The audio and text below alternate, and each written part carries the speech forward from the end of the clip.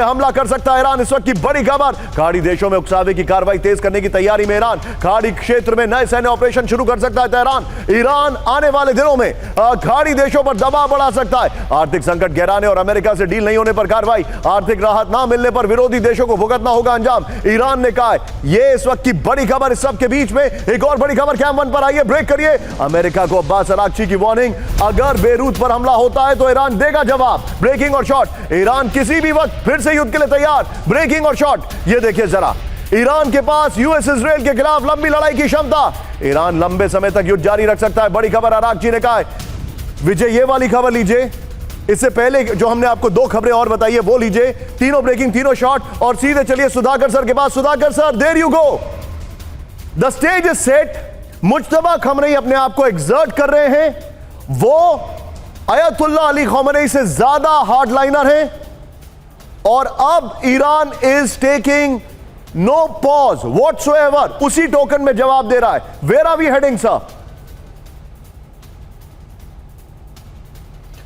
निशांत, सबसे पहले बहुत बहुत धन्यवाद। नमस्कार आपको और मेरे जो डिस्टिंग्विश को पैनलिस्ट हैं साहब और मैडम को, और दर्शकों को भी शुभकामनाएं। मेरा अंदाज, मेरा असेसमेंट ये कहता है कि ये लड़ाई, जैसे मैं शुरू से ही मेंटेन करते आ रहा हूँ, ये काफ़ी लंबी खिंचेगी। ये डोनाल्ड ट्रंप चाहे कितने भी ड्रामा करे, कितना डोमेस्टिक कॉन्स्टिट्यूंसी से प्रेशर आते रहे, ये इतना जल्दी जाने वाला नहीं है। जो मुद्दा उठा रहा है वो मुद्दा इतना तुरंत समाप्त होने वाला नहीं है।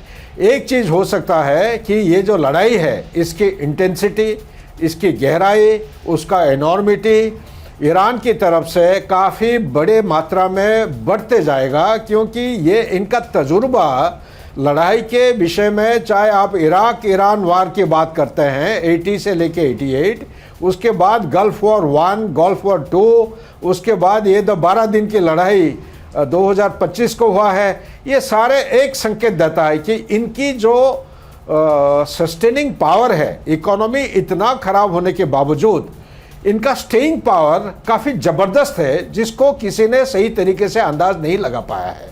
और अभी आगे टॉप लीडरशिप, ये जो मुस्तफा की बात कर रहे हैं, ये IRGC में रह चुके हैं, लीडर रह चुके हैं, और इनकी जो स्टांस है बड़ा एकदम खतरनाक स्टांस है। आप इसके लिए यूएसए और इजराइल को भोगना पड़ेगा। I think human egos are so big at times, इतनी ज्यादा ईगो बढ़ जाती है कि वो हिस्ट्री से सीखना भूल जाते हैं।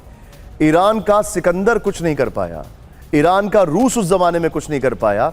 उनकी रेजिलियंस एक अलग लेवल की है। ये बहुत क्यों नहीं रियलाइज करते हैं लोग, मुझे हैरानी हो रही है। और I am not batting for Iran, but that's history, that's written, it's an evidence. यहां पर इस सब के बीच में एक और बड़ी खबर, Sudhakar sir be with me. Ceasefire को लेकर ट्रंप की ईरान को वार्निंग, ये देखिए जरा, ईरानी सैनिक अमेरिकी सैनिक मारे गए तो टूट सकता है सीजफायर। ब्रेकिंग और शॉर्ट, दोनों ब्रेकिंग, दोनों शॉर्ट। ट्रंप ने सहयोगियों से बातचीत में जताई संभावना, बड़ी खबर, ईरान के साथ युद्ध विराम फिलहाल बरकरार है। ट्रंप ने कहा है सीजफायर पर वॉल स्ट्रीट जर्नल की रिपोर्ट में दावा किया गया है